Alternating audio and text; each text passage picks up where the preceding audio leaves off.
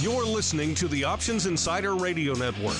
For more quality options programs, visit www.theoptionsinsider.com or search for Options Insider Radio Network in your podcast provider of choice. Listeners can also access all of our programming through our mobile app, available in iTunes and on Google Play.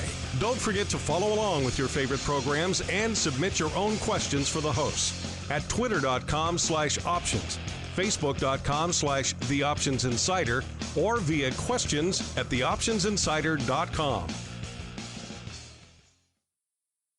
And now, it's time for the show that breaks down the options market. From unusual activity alerts to market analysis, strategy overviews, listener questions, and much more. If it involves puts and calls, then our all-star panel will break it down. It's time to hit the option block with your host, Mark Longo from the Options Insider Media Group, and co-hosts Uncle Mike Tussaw from RCM Asset Management, Andrew the Rock Lobster Joe Vanazzi from OptionPit.com, and Mark the Greasy Meatball Sebastian from OptionPit.com. And now, get ready to hit the option block.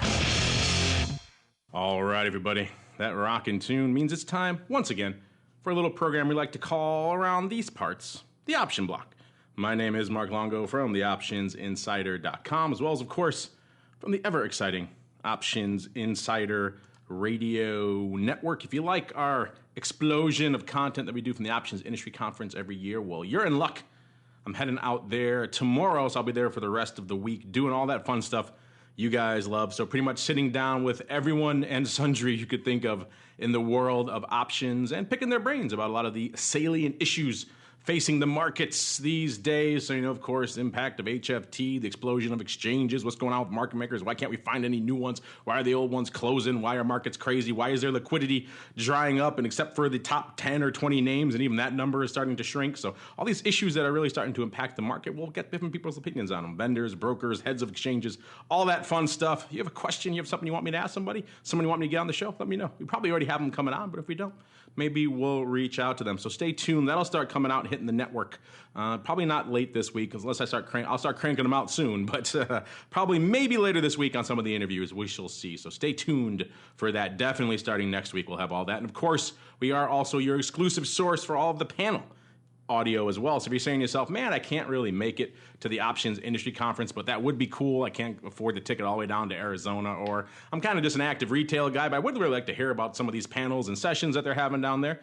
Don't worry, we got you covered. We bugged them years ago. We said, a lot of people out there may want to hear this stuff, and you don't let them. So why don't we do that for you?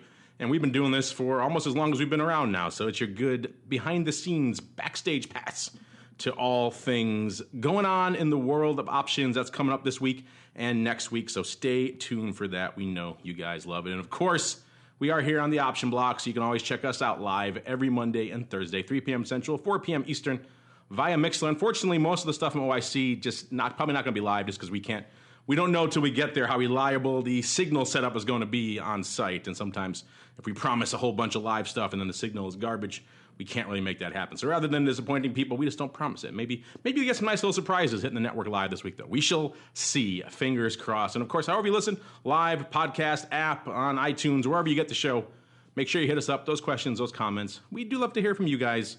Despite the fact that some of you out there are an interesting bunch, shall we say. We do love you all. I'm just kidding, of course. We love all of you in all shapes and sizes, as interesting as all of you are. And of course, speaking of interesting folks, I'm joined by a couple of them right now. Let's see if we can bring them on. Let's start off. Let's just spin the dial, see who we get. Oh, it's the Rock Lobster, Mr. Andrew Giovinazzi, beaming in from the satellite office, the satellite HQ of OptionPit.com, a.k.a. Maine. Mr. Rock Lobster, welcome back to the program, sir. It is good to be back on said program in our, and I think we called it, is the single-digit president. Who would have thunk it? We called it as more of a mockery thing, but it seems to have come to fruition nonetheless. That's just the thing. Mock Trump and he delivers. So there you go. And that's exactly what happened. Speaking of you guys, if you have thoughts, we just tweeted out right before the show started, gave you our little question of the week there. So if you're listening live, head on over to at Options on Twitter. You can vote. We said, hey, what's going on? This vol implosion starting to make some people nervous. What are your thoughts? Let's go VIX Limbo. How low can the VIX get in 2017? Just went live. So if you're listening after the fact, this will be live all week. You can come in and vote, but we'll give you an update on how people are voting a little bit later in the show. But first, let me also welcome on my cohort, my partner in crime from out there in suburbia. He is Uncle Mike Tusaw from RCM Wealth Advisors. Uncle Mike, welcome back to the program. To you as well, sir. Always happy to be here. You know, what would be interesting, Mark, is if I think we did the how low can the VIX go question a couple months ago. I'd be curious if you did have access to the results from that and what everybody said on that one. I think we might be able to make that happen during the show. Let me look around here. Maybe while you're pontificating on something in a little bit, I can see if I can dig that up for you. Meanwhile, though, let's get rolling. It's time for the option block and, of course, the trading block. It's time to break down the latest topics, trades, and trends in the world of options. It's time for the trading block. All right, votes are already flocking in here for our poll. Interesting. I'll just say they're shaping up very interestingly so far, but it's just launched. We got 6 days and, of course, an hour left in the show. We'll see how it's shaping up. Speaking of how things are shaping up, an interesting day out there on the old street. Most of the major indices ending the day pretty much unched. They say the Dow, S&P, all those pretty much unched effectively. Q's up a little bit, up slightly on the day. Nothing really to write home from. There was more everyone again doing a lot of looking, a lot of navel gazing, a lot of hand-wringing over all things VIX. We're seeing the articles today coming out. Should it really be the fear index anymore? What's this thing really telling us? And also, is it really meaningful that it's below it? So all these things, you usually start getting into that drumbeat. Is the VIX too low? Around probably 13 to 14. Usually when we hit that level, that's when we start hearing the VIX is too low. Definitely around 11 to 12. Now that we're way shy of that, it's accelerated at a record pace. Again, we are closing here at the end of the day. VIX shy of the 10 handle. Yes, we're in the single digits. Off a little over 3/4 of a point, about 0.86, right around 970 or so to close it out here. Off again for a percent fans. We can say it here because Sebastian's not here. Off 8% out there in VIX land, which is kind of interesting. Now, Mr. Rock Lobster, I saw something that kind of caught my eye, and I have to go look at the data, but I saw some write-ups. Obviously, this is making a lot of headlines, how low the VIX is. I saw this coming out. I think this was Market Watch, who cited that this is, and if dropped as low as pretty much closed right around where the low was. The low was 972, and actually, at the time this was written, actually see what the intraday actually ended up being. Actually 967. So even lower, pushed a little lower than that. That's just, they say here that's the lowest level since 1993. Now, I certainly recall in my days in the S in the late 90s, 97 and onward, up through the dot-com explosion of madness, we certainly had some single-digit realms. I'll have to go back and check exactly, because that, of course, was the quote-unquote VIX old at the time. It was a little bit different beast. It was, of course, the OEX, so a different monstrosity. But don't you recall some other flurries of single-digit periods out there, sir? And in addition, what do you make of all this hand-wringing over all things VIX these days? I remember a 13 at-the-money vol being a sale. Yeah, exactly. You'd see that and crush it. 2 hands, no problem. I recall that vividly as well. In 94, 95, you'd sell it. So the thing is this is my, what is it? Oh my gosh, I got to date myself. 28 years. I walked down to a trading floor 28 years ago. So I'm feeling old. Anyway, low volatility happens, high volatility happens. I think if Schlesinger was here, he would be, pounding the table. Realized vol is 6%. It's just taken a while for the options to catch up. Realized vol has been 7% for months. Let's say 30-day realized vol. So that means just the volatility of the last 30 days. And ultimately, liquidity providers have to eat too. And if nobody is buying options, even buying calls at this point, which probably would, at least they, on the face of it, look like a good idea as we close at 23.99. Vol is, VIX is what everybody doesn't understand is nobody understands how to trade the VIX, especially the people that talk about it on TV, maybe except for Mark and a couple other people. But VIX cash is reflective of quite a wide swath of options in the S&P 500. If volatility is low, VIX is low. So if you really want to see what the market thinks about volatility, you look at the VIX futures. You don't even look at VIX. And there's pretty healthy contango, meaning just the future prices are higher than the cash price. All the options trade off the future prices, not the cash price. So if you want perception of volatility in the market, you look at the futures. If you want to look at VIX, that's basically what buyers and sellers are paying right now for options. And VIX is low because it should be low. The market's at an all-time high. We're not crashing. Nothing is making it crash. Doesn't mean it can't, but right now it's not. Even, all the stuff that were headlines 2 weeks ago, 3 weeks ago, 4 weeks ago that was driving some volatility, French elections, the French decided to keep trying to do the same thing over and over again. I don't know if it's going to work for them, but that's what they did. Vol came down, although as far as equity prices in Europe, they really didn't rally after this news, although they're pretty close to their highs. If they're not, I think Germany, we'll talk about that in the odd block, but they're all, global equity prices are buoyant. And for now, we're putting the financial crisis behind us. Of course, the G7 has to pay back all their debt eventually, which probably will be the next one because it almost caused one in 2012. But if they can somehow wiggle their way out of it, there's growth. And right now, the Q stocks, my beloved Qs, are continuing to rally and just take over. The growth of the internet, all that stuff. So there's a lot of reasons for vol to be low, and none of the reasons for vol to be high are, and I mean realized vol, none of them are materializing. And like you said, we spent a good couple years with 14 or 15 VIX is pretty dang high. And it feels like a long way now because it is a long way away. That's what we have. If you don't have any realized vol, you don't have any vol. If you don't have any vol events, there's no Fed, there's none of that crap anymore. There aren't the reasons, which I think were great trading reasons, that gave us great opportunities for trading volatility over the last 4 or 5 years. And now we're kind of settling into kind of a more boring bull market. So you better start finding stocks, and the opportunities are going to be, I think, just for, sort of swing trading and that kind of vol trading are going to be tougher. So you got to just buckle in. But that's what we've got.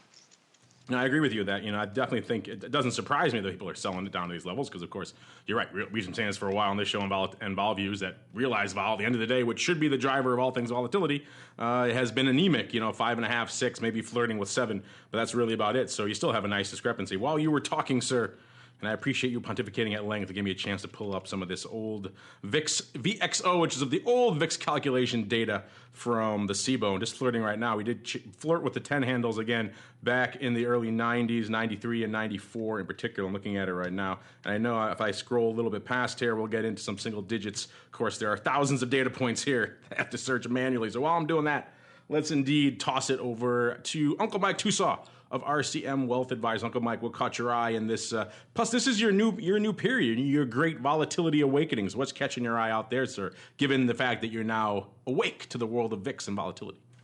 The great volatility awakening. I need to start just hanging out with Andrew and Mark more with all this stuff. It's very fascinating when it's at these levels. But, in terms of just to kind of give an update on a trade that I had made last week, when I had closed out a short put on a protective put spread out in September on XLF.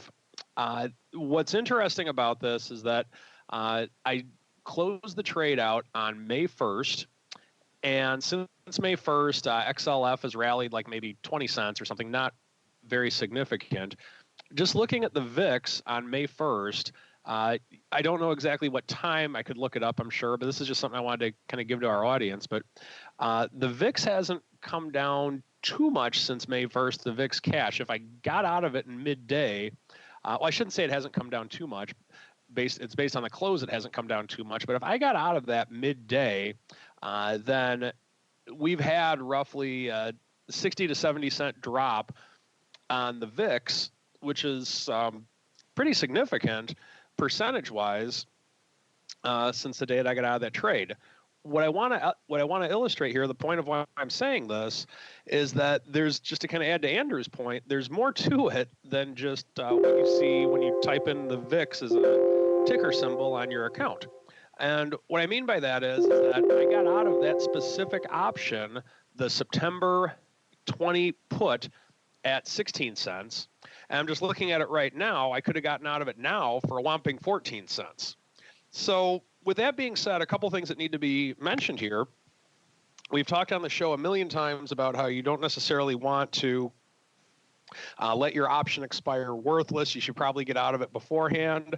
And this, I think, is just another example of that, in that, yes, I could have been 2 pennies better off, but, excuse me, with me being 2 pennies better off, the fact that this is an out-of-the-money option on a sector of the market as a whole, and a pretty far-out sector, that the VIX itself, when you say, oh, was vol high, let's sell some puts. Vol's low, let's buy some puts, or whatever the case may be. There's a lot more to it than that, and that's what realized vol, that's what all the VIX futures and everything with which Andrew talks about on the show very frequently. Me personally, I just look at the individual options myself and the underlyings with which I'm in. And I'm thinking, oh, okay, well, I have this rule, I have that rule, and I have my various rules with which I work with. So I don't necessarily parse all the VIX products like the boys over at the Option Pit do. But I just want to point out that this is one example of how you need to look a little bit more under the hood as you're going through your trading plan. In terms of what caught my eye today, I would say the VIX is the big story, obviously. But pretty much everything else with which I look at, there wasn't a ton of movement on oil. Oil was actually up 27 cents on the day, or crude closed up 27 cents.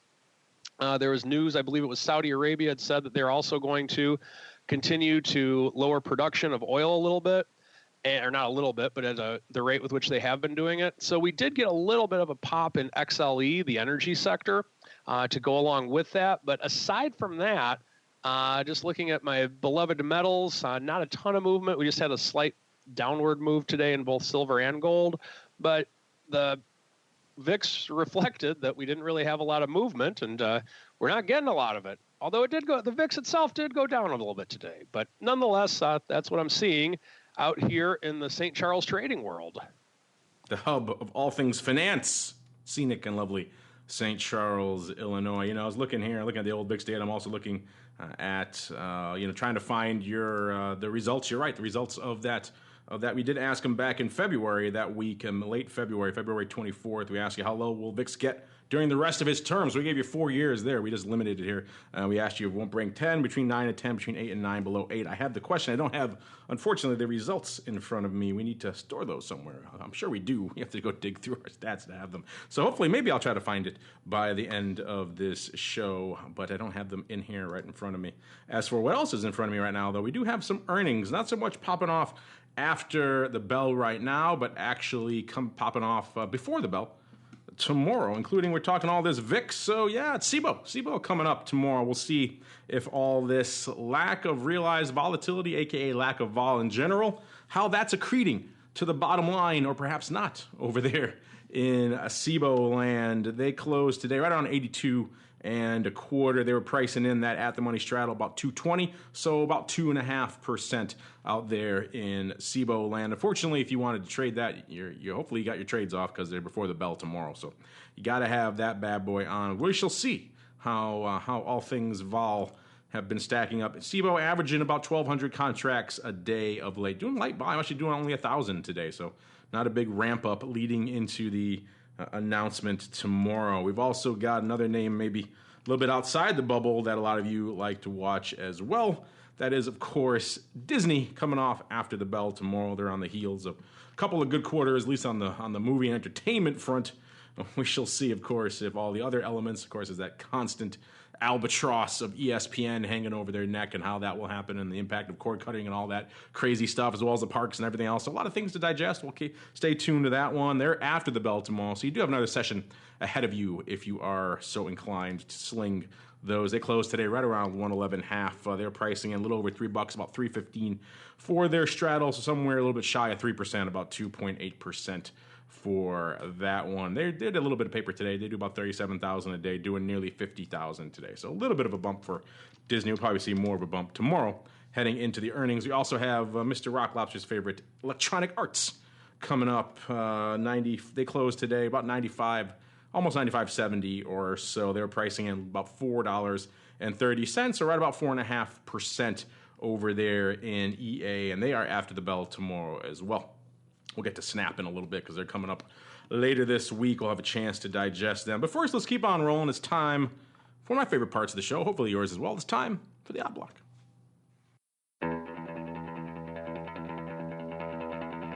It's time to break down the most interesting, unusual, and downright questionable options activity that's been identified by theoptionsinsider.com. It's time for the Odd Block.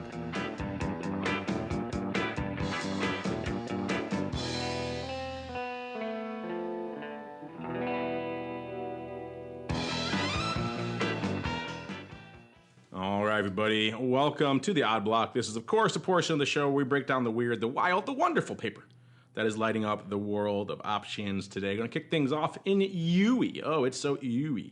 It is, of course, this is the iShares MSCI South Korean Index, ticker symbol UE, EWY. Closing today, pretty much $65 even, up about 2.5%. So not a bad day here for good old UE.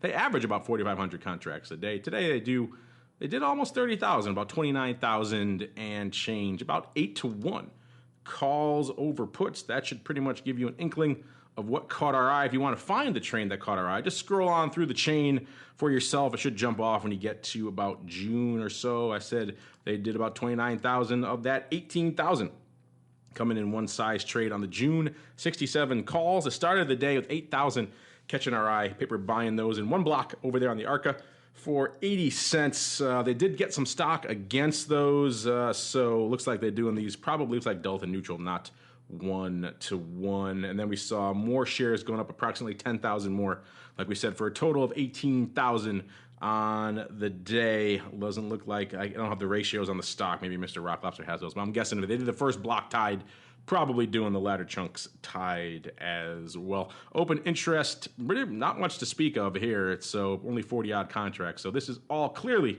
open-in paper out here. And if it is what it appears to be on the surface, this is somebody who wants some good old rockin' and rollin' here in iShares MSCI South Korean Index. And sure enough, if you've been paying attention to the news, that's an area of the world where we might actually see some rockin' and rollin' in the near future. Looking back at the year that has been out here in good old UE, things were fairly quiet until right around election time of last year when it started to get a little bit of rally-ho mode, and then it continued on from there. Certainly beginning of this year has been pretty much all upward trend for the most part, and getting as high, we'll get as low last year in May, right around about 48 and change, and this year hitting a high, actually today's print is the high, 65.03. So we're clearly on the upper end of that range, and our friend here expecting the party to keep on going. Now it's worth noting again, he did this with stock, so he's not just keeping the call party alive.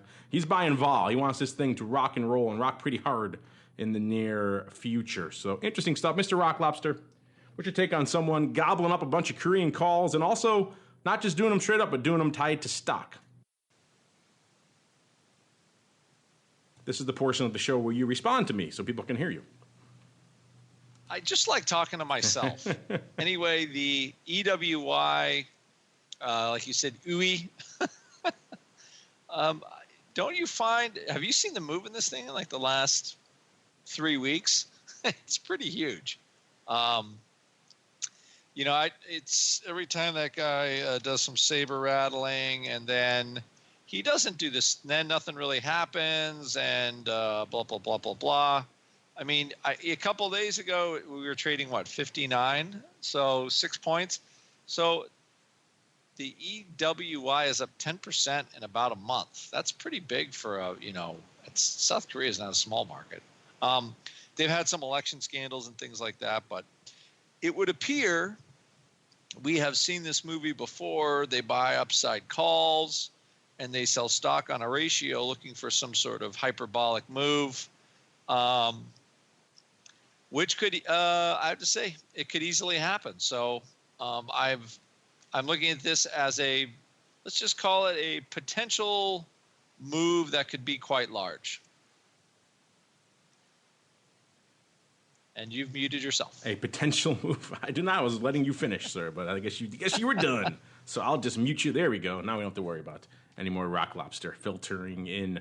But yes, potential move that could be quite large. And just they did it on delta neutral, it seems like, not 1-to-1, correct? Yeah, I didn't see this I didn't see it 1-to-1. I saw it was 8,000 contracts and 280,000 shares or something like that. There was a few of these blocks going up. It seemed to be the strike du jour. It's still two handles away. It's another 3% up to get there on a delta neutral basis. That is a tough ball of wax to swallow in a global ETF like that for that kind of a move. So, I mean, they're pricing this to move quite, I would say, out of category large, unless they were long the stock and they want to just roll into calls in the short term, which is certainly possible. You never know because you don't know what they've closed. But, calls versus stock like that, they're looking for a pretty good sized move, I think. Does seem that way. Speaking of people wanting some things to happen, let's move on to our next name. I believe this is a newcomer to the odd block. I'll have to check my notes to be sure, but I do believe this is a newcomer. This is JD.com. If you're not familiar with them, listeners, they're, of course, ticker symbol JD, appropriately enough. They are an online direct sales company, engaging in the sale of electronics and home appliance products, as well as general merchandise products. So there they go, online distributor. They also sell from manufacturers in China as well. So a little bit of Chinese play there as well. JD closing today, $38.55, up about 277 or a little over 7, about 7.5%. So not a bad day here for good old JD. This is a name that actually does some paper, about 19,000 contracts and change today, flirting with $1.50. Pretty aggressive paper up here. About 3-to-1 calls over puts, and that will give you some inkling of where our eye of Sauron was drawn here. It was all the way out. If you want to find it, listeners, you got to scroll all the way out to Jan of 2018. That's where our party kicked off, including with a relatively quiet chunk of 2,872 of the Jan 2018 45 calls going up. Looks like paper buying for $1.57. One block on the Amex. As the day went on, the party continued and really just took off. No one called the cops. They just kept coming and coming to the tune of, to close out the day, the 45s going up 54,644 times on open interest of 72,000 contracts. We also did see, it's worthy of note, some paper on the Jan 50 strike as well, to the tune of 17,418. That's on open interest of about 10,000 and change over there. So a little more than the OI on that one. So there could be a couple of things at work here. Again, JD having a nice pop today, up about 7.5%. Maybe someone deciding a long-term call right on the 45 strike, perhaps not looking as out of the money as he would like, and so deciding to take the heck out of Dodge now. It's a little bit early, a little bit interesting timing for that, but c'est la vie. We've seen interesting people decide. People have this aversion to obviously the underlying being called away for a variety of reasons, and our friend here deciding perhaps discretion, the better part of valor, moving all the way up to that 50 strike to get the heck out of Dodge.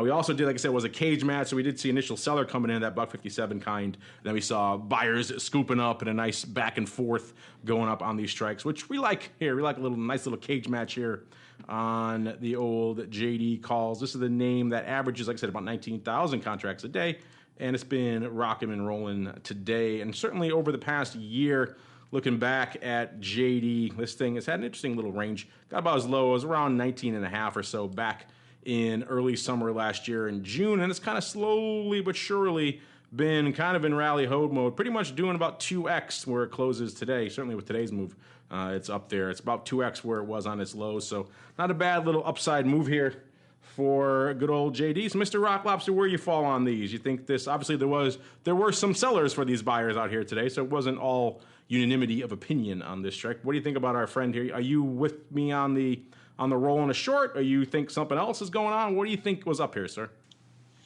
I think the rolling a short certainly could be possible. There was such a cage match. When I call it a cage match, why do I call that? Because there's volume at one price. It could very well have been long holders just trying to close, and they just leave their offer out there, and it's enough size that the market can't consume it at once, and the stock kind of rallies a little bit, and then all the bids come, and then the vol goes to zero on the strike, and everybody then lifts the call offer. So that's what I think, at least from the time and sales, what it looked like. But part of it definitely came as a spread to roll up. So that spread to me looked like covering a short and then selling the more out of the money option. Mostly, I think, on the fact that the stock JD has moved up so much. But there was extra volume there that had that cage match potential. I think somebody was trying to get out. I mean, there's 77,000 calls or 72,000 calls open. So at some point, somebody's trying to take some money and move on. But that's sort of, either way, all the volumes looks kind of bullish to me. Either somebody's getting out of a long, they're trying to close a short, or they're just flat out, buying some cheap calls if they think, at least they think they're cheap. So, but there was a lot going on in that strike, and it all just happened in a flurry of time. So, quite the flurry, sir. Quite the flurry indeed. And if UE wasn't enough to get people's attention, we're going to close out the odd block here today on huge. That's how some people here in Chicago pronounce huge, but no, of course, it is huge, EWG. This is, of course, back in the iShares family, the iShares MSCI Germany Index Fund, ticker symbol EWG, closing today $30.44, selling off a bit, off about 1.5%. This is another one, doesn't do as much paper as its sibling we just talked about, doing about 1,500 contracts a day. Today, doing about 3,000, a little bit shy of that. And if you want to find our paper here, a little bit easier to find than some of our others. Don't have to do as much scrolling. Just scroll on down to May. In particular, the May 30 puts that caught our eye, including a little small chunk. See, we even find the smallest chunks. They all sift through our filter, and we find them all here at the end. Not just the 50,000 lots, but even 350 of the May 30 puts going up. Starting the day, looks like for 15 cents. Looks like paper buying in one block over there on the ARCA as the day went on. A total of about nearly 1,200 went up on that strike. On open interest of, surprise, surprise, a little over 1,200. Looks like someone perhaps deciding discretion, better part of valor, trying to get off what they sold. Looks like they sold them last session, actually, for about 25 cents, so going into that big French vote, and then coming in today, deciding to flip them for a nice little dime here. So getting a dime about 1,200 times or so, buying them back for 15 cents. And this is the name we've talked about a bit, obviously, in the past. All the EWs are in the news these days, and EWG, no exception. This one saw its nadir back in, looks like about late June of last year, right around 22.5. Then it's kind of been on a choppy but upward trajectory ever since, including gapping up back in late April there. Of course, surprise, surprise, why I would do that. And then, of course, continuing its upward trajectory again here yesterday. And after coming off a little bit on that here at the end of the day. So, yeah, getting as low as we said about 22.5. And today, or yesterday, I should say, actually was the high, around about almost $31. Mr. Rock Lobster, take us home on some perhaps put closing here. Taking a nice dime and go. $1,200. You'd do that, right? I would take my $1,200 and go. It was quite a lot of was an interesting risk for kind of fading the whole French vote thing, which I could understand. I don't think Le Pen really had much of a chance, but you dump those puts for a quarter and you kind of take all that risk for a dime. It's not my favorite trade, but it worked for somebody. That's Option Pit 101. You kidding me? You sign up for the masterclass and you get selling puts for a quarter. That's your first session, right? And you buy them back for 15 cents and you're in there. So I don't think they really got the effect they wanted. They probably figured the market was going to rally, but underlying down, puts down, so that means volatility down, and that trader is a winner. And there you go. Winner, winner, chicken dinner, as they say in Maine. We don't say such colloquialisms here in Chicago, but I've heard tell of such things in Maine. Speaking of tell of such things, it's Monday. It's time for you guys to take the reins. Hit us up with your questions, your comments, maybe your own colloquialisms. It's time for the mail block. It's time to take your seat on the All-Star panel as we read your emails, tweets, Facebook messages, website comments, and much more. It's time for the mail block. All right, everybody, welcome back to the mail block. This is, of course, a portion of the show where you guys take the reins, your questions, your comments, your insights, your pearls of wisdom for myself and occasionally for the Rock Lobster and Uncle Mike as well. And we mentioned here at the top of the show, we had a fun little question for you. So it's certainly catching your eye here. It's only been up for a couple minutes here so far, at least, getting a lot of love. We asked you at the top of the show here, VIX Limbo time. How low can we go here in 2017, keeping it limited to the calendar year? Nice, easy, cogent analysis there. We said, is it 9 the low, 9.0? Or are you saying you're going to draw the line at 8.5, no lower than 8.5? Or are you getting a little hardcore saying definitely 8 is the low? Or are you saying just complete lookout below, we're getting shy of 8? Mr. Uncle Mike, we'll start with you. What do you think is winning here in what is your vote? And then what do you think is winning in our early polling? I think we're going to go probably, I think it's going to be the status quo one. What was the one with 9 in it? I'm sorry. It was 9 is the bottom. 9 is the bottom. I think that's what's going to be winning. And I think I'm going to go with that as well. All right, Mr. Rock Lobster, what are you feeling? What are you seeing here? I will say, Steve Sears from Barron's has already weighed in. He says VIX to 5. So there you go.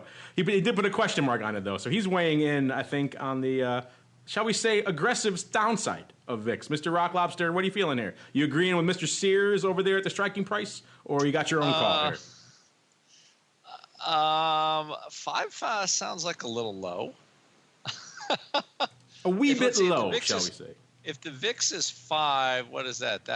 What is those? What are the out-of-money puts? Not very much. I'm going to say that's low. I'm still thinking the bottom will be somewhere around 9, like 9.10 or 9.15 or something like that. It feels like right now, it can get there. The weird part is we're kind of in a strange part of the calendar because all the earnings have left, or most of the headline earnings. I think we have some oil company earnings coming, but a lot of the big earnings now we're sort of a month into the cycle. Tech for the most part was pretty good. The banks were okay. So you're in kind of this, unless there's some anything kind of wacky happening, you could see the market kind of sliding around like this for a little bit. So, I mean, we could not muster. We closed almost 2,400 on Friday, and we closed almost 2,400 today. I think we were up 9. Oh, we were up 9 ticks. A tick being 100th of a point. So that's low vol. So I'm still going to say low 9s. Low 9s is it. And you think that's what's winning our poll too? I do. All right, and so far you are indeed correct, sir. 9.0. We were very precise. 9.0 is the bottom, is winning so far in early voting, very, very early voting. This is like trying to predict the election, the presidential election in May, which we see people trying to do with early polling. We know how useful that is. But early polling so far, 39% saying 9.0 is the bottom. Hot on its heels, the Steve Sears crowd. Look out below, less than 8. Who knew Steve, such a bear for all things vol? 22% saying no lower than 8.5, and 9% saying, hey, they can't get below 8. So people all over the place with their levels. So far, a lot of them coming in on this far, no farther in terms of the 9 handle. Let's see. Got some other interesting ones coming in. This one's actually an interesting one. You and I talked about this offline a little bit, Uncle Mike, but I thought it was worth bringing up here on the show as well. We talked about this. We answered some of this here actually on our TWIFO show last week, but since it talks about A, it's your baby silver, and so I wanted to give you a chance to talk about it. It seems like B, everyone's got silver on the brain all of a sudden. We're getting all these emails and questions about silver. Not so much about your collar, because nothing going on there. But this one comes from Paul. He says, Mark, what's your take on the timing of an investment in silver right now? Just got out of the market. I'm thinking of investing in silver. He wants to know. He likes the old school options, but he's really interested in an ETF that tracks physical bullion like SLV, or one we don't talk about a lot, SIVR. I'm leaning towards SIVR for its lower expense ratio. Now, this question and a couple others got me kind of digging into some of the different vehicles out there for silver. Obviously, SLV is kind of our go-to one. We talk about it all the time here on the show. You talk about it. You have your collar going in it right now. It's kind of the go-to one, but, maybe we're in our bubble a little bit too. We think of SLV, obviously, because it's the leader when it comes to options volume. So if we're going to recommend anyone doing any strategies out there, obviously depth of market, liquidity, tight spreads, that's going to be a primary consideration for us. So we're going to send people to SLV. But of course, the SIVR also holds physical silver, and at least according to Paul here, I haven't had a chance to dig too fully into it. I think he's right, though, about he says the expense ratio is lower. So now an interesting kind of caveat here, because if someone's coming to us, I'm guessing they want to play in the options, so SLV probably the right one. But if you just want to kind of buy and hold yourself some silver, maybe SIVR could be a better long-term fit. Particularly, we said before on the show, we like a lot of these metals ETFs just because they don't have to deal with the issues that come from everybody else who tries to hold these baskets of futures, and then they get eroded by all these other issues. And there's always, you hold the physical, you got it in a warehouse, there you go, you're tracking the underlying perfectly. You don't have a lot of those other issues. So the ETFs and the metals, at least the major ones, are ones we can certainly get behind. But that said, Uncle Mike, you're our go-to silver guy. You're out there hunting werewolves when you're not on the show here. What do you have to say here for Paul? And do you even look at this SIVR here? I'm hunting werewolves, huh? That's a new one. I've been degenerate. I do a lot of things, but I've never known that I'm hunting werewolves. Wow, that's kind of interesting. But anyway, in terms of the comparison between SLV and what our listener SIVR, there is a difference between the cost associated with it. So if you're just going to hold one versus the other, silver SLV is 50 basis points is the internal charge within the ETF annually, and SIVR is 30 basis points. So with that being said, initially, you'd think that, okay, well, SIVR would obviously be better for that reason alone. Bid-ask spread, when I've looked at throughout the day and the actual underlying itself, it's usually about a penny, so that's very similar to what silver would be. In terms of the historical performance of that, it appears that it's the two of them are pretty in line. So I don't have anything bad to say about SIVR as of yet, except for the fact that just to give you an idea of it, the volume on the underlying today was 127,805 shares traded. On SLV, and that was on SIVR, on SLV, it was over 6 million. So with that, you're kind of playing in something that's not quite that big as of yet. I haven't gone to dig up the statistics on it, but you don't know exactly. It's just not as big, and it's not as big of an operation with which you're working with. And it's kind of like McDonald's versus Portillo's. Portillo's, for those of you non-Chicago listeners, if you want to get good fast food and you're in the Chicago area, you go to Portillo's. If you want just the general slop, you go to McDonald's. That's just kind of the way it goes. Now you pay a little bit more for Portillo's, but it is much better. So SIVR might be an up-and-coming Portillo's in comparison to SLV, which is McDonald's maybe. Now, on the flip side, Mark, you're absolutely right. With options, you have no choice. I wouldn't recommend my worst enemy trading options on SIVR, just because of the fact that I'm just looking at an option chain, and there's only 4 months of options available for SIVR, whereas SLV is very liquid. So with all that being said, I think that if you're looking to hold something, you're working with the new kid on the block with SIVR, which it might be very good. I don't know. But, and it might be more efficient and it might cost less throughout time. But with that being said, my reason for why I would not switch is just because of the fact that the options just aren't tradable on it as of yet. So once again, I think that's my take on it as someone who has traded many silver contracts in my life. There you go. And if you are confused, by the way, my co-host there, Nick from Twifo, he posted a link for you in our live chat explaining why silver kills werewolves, Uncle Mike. So you can go read that at your leisure and catch up on the real use case for silver, as we all know. Forget the jewelry. Got it. It's hunting the occult monsters. That's what we're all in it for, right? At the end of the day, all right. It gets down to, people don't usually hit us up about underlying because we usually talk the options on the underlying. Sometimes nice to have a nice little refreshing take on the underlying sometimes as well. So there are other players out there, listeners. Just if you want the options, and if you come to us, you probably want the options. SLV clearly the way to go. What else we got here? Sometimes we get some interesting ones. Real Ute wants to know, greetings to you, Mr. Ute. Could you please explain how stock option, no plurals there, is priced? My internet provider won't allow me to access any other page than Facebook. I only need to know how the pricing works. For example, can $2 buy a contract? Well, first off, Mr. Ute, you have my sympathies. I don't know who your internet provider is, where you're coming from, maybe some developing world area somewhere where the internet access is very limited. But if all you can see of the world is Facebook, sir, you do have my sympathies. I don't know how you even found us, quite frankly, unless you came through our Facebook site, obviously. But I don't know how you found the rest of our content if you can't access it. But that said, can $2 buy a contract? Two answers to your question. Yes and no. $2, if you mean by just the straight up, can the price of an options contract be $2? Yes, we talk about options we just talked about, 25 cents selling puts. They can be anywhere around $2. Do you mean in the net sum total, can you shell out $2 and buy an options contract? Unfortunately, I have bad news for you. In fact, the options commission, the ticket charge on most options trades is more than that. It's going to be about $5 or $6. So you're not even covering your ticket charge for your commissions, let alone the price of the contract. So unfortunately, no. In that sense, but I don't know. It's interesting. I don't know.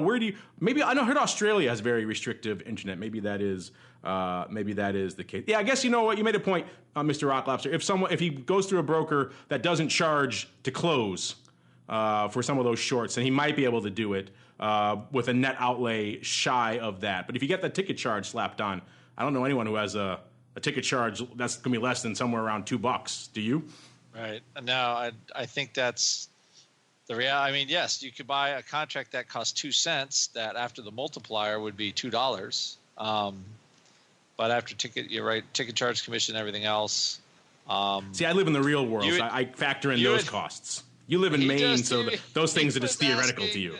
About $2. And yes, now would you want to buy a 2 cent contract? Usually that means the outlook and chances for that contract are slim, granted, but it is theoretically possible, but probably you probably do a better job buying a lottery ticket than buying a 2 cent option contract. I love it. Under most circumstances. I love having that degree of specificity in a contract. He has $2 in his pocket. He's like, do I want to get a cheap drip at Starbucks? I don't even even afford that with $2. Or do I want to get an option contract? I'm going to go for the latter. I'm going to try that one out. See how that. Good luck opening an account with $2. I don't know how that's even going to. There's so many things that can go wrong with that scenario. But all those other things, all those real world considerations aside, if you want to live in the Rock Lobster Shangri-La land, yes, you can do it for the 2 cents because the multiplier, of course, is 100. But But yeah, I don't know of any broker unless I don't know how you're going to open the contract before you can qualify for the free closing. But these are all theoretical things to the Rock Lobster. 2 cents you can buy one if you go find them. But as the Rock Lobster pointed out, probably not going to work out really well. What we got time for? Let's see. Let's squeeze in one more here. This is just a quick comment from Charlie T. He's just saying, I'm not really an options guy. We listened into the wrong show then, but I digress. I don't need the headache of yet another unknown element, aka time. It's hard enough just picking my stocks, deciding price points, exit points, etc. I mocked you, but I do feel your pain here, Charlie. We hear that a lot from people who are coming on, usually from the stock world. They're used to stocks, and you buy a stock, it goes against you. Oh, it's a long-term hold now. You can kind of buy and hold it. The time element, not really a factor as much over there as it is in options, obviously, where these things are, to quote our old friend Don Schlesinger, options die a little every day. And if you can't handle that, that's a little bit of added urgency to your trading, as well as, he says, picking the price points. I could certainly understand. Of course, you listen into a show like this, so maybe you're a little bit willing to be pulled over to the dark side. I'd encourage you, again, check out our Options Bootcamp show. Started episode 1 of that one. That'll walk you pretty much soup to nuts through the whole options scenario. If that's not enough for you, if you want short, bite-sized nuggets, Options Playbook Radio is the other one for you. There's 100 some odd of those, but they're 15 minutes. They're short, bite-sized, really takes a whole topic, soup to nuts, breaks it down for you. You can follow along with the book. And again, both of them are great. Both of them are completely free. So check those out. I don't know, Mr. Uncle Mike. Let's wrap it up here. What do you say to our friend here, Charlie, who's he just doesn't want to deal with the headache of time? Real quick, Charlie, if you are interested in maybe leveraging or protecting your portfolio and you wanted to just maybe buy some call options, buy something deep in the money, and it's a very similar scenario to working with stock itself. In terms of the headache of dealing with time, I can understand that, but you could probably, within an hour or two of education, get a good understanding of buying a deep in the money call and how that would work. Now, there's always some little nuances to it, like what if there's a dividend, what if there's some things that happen, but just buying and selling deep in the money calls might be a way with which to check it out and see if it might be for you or not. There you go, sir. We'll have to leave it there because we got to keep on rolling into our final segment. It's time for Around the Block. It's time to tell you what we'll be watching on our trading screens until the next episode. It's time for Around the Block. All right, we do have some good earnings still popping off this week. We still are in the teeth of it. I mentioned some of them at the top of the show. We already broke down, of course, SIBO tomorrow before the bell, Walt Disney after the bell tomorrow, EA also after the bell tomorrow. And later on this week, we have an interesting look on Wednesday, so unfortunately be between our episodes.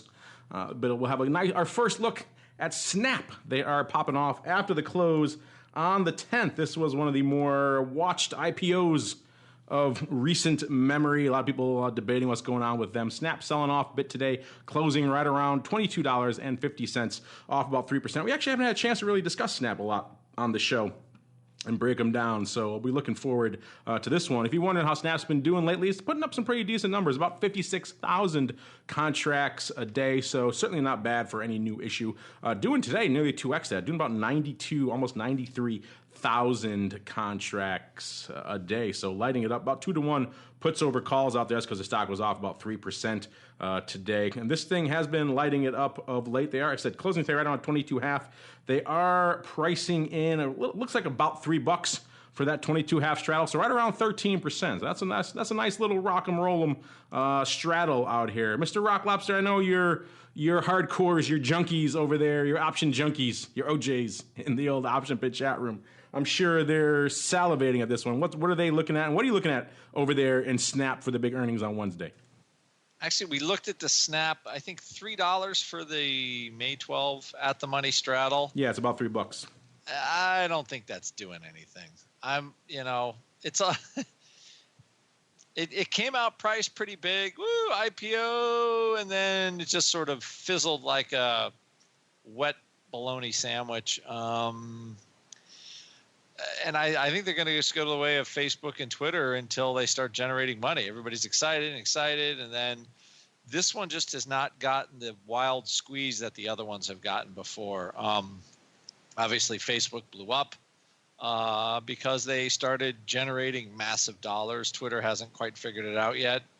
I don't know if Snap will, and just generally these high valuations. So if anything, I just, unless they immediately turn around the big dollars, they start generating real revenue, because ultimately, unless you're Amazon, although Amazon generates a lot of revenue,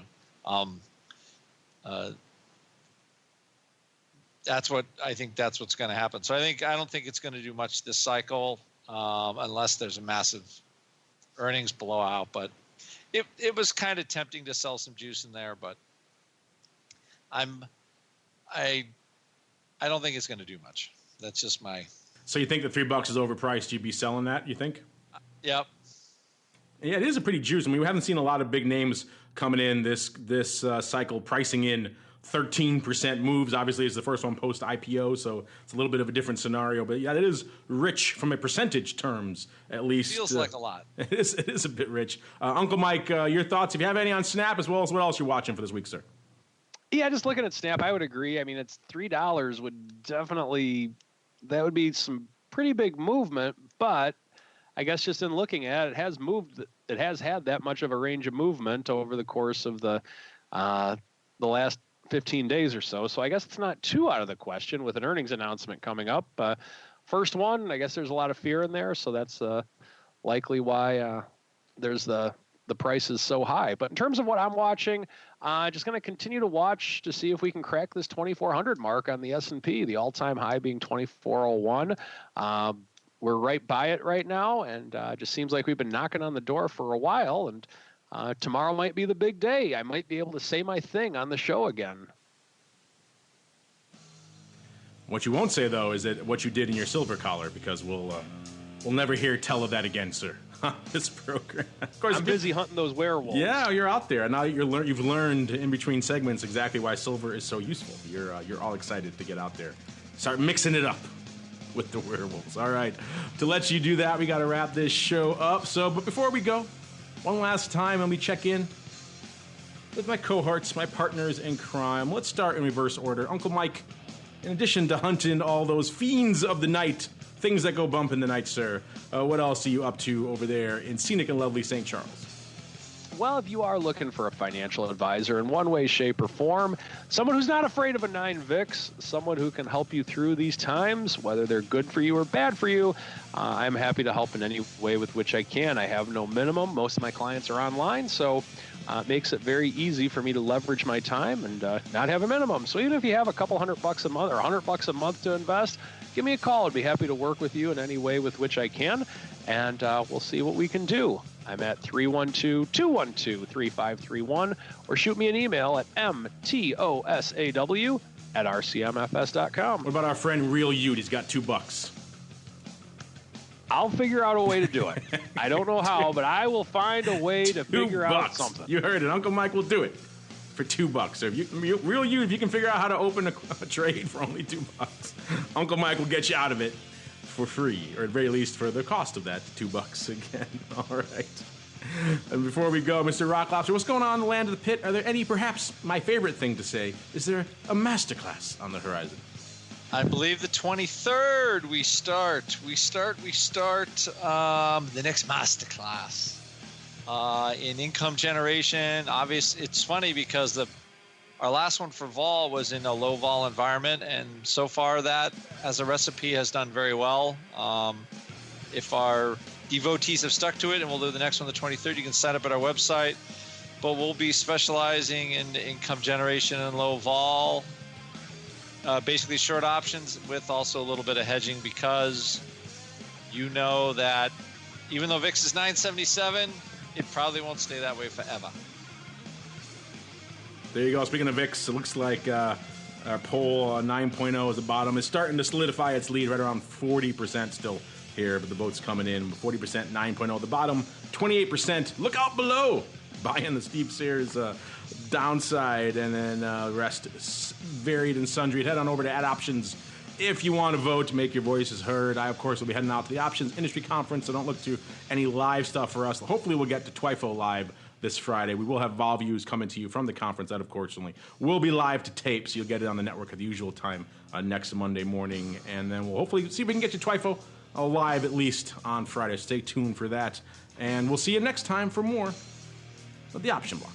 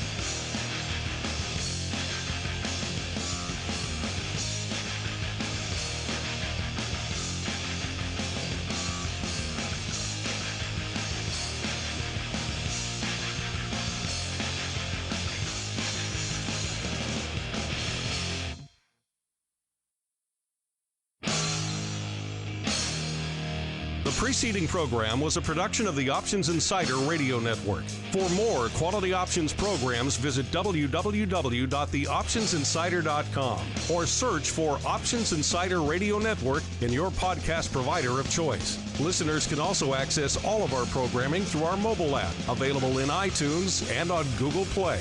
Don't forget to follow along with your favorite programs and submit your own questions for the hosts at twitter.com/options, facebook.com/theoptionsinsider, or via questions at theoptionsinsider.com.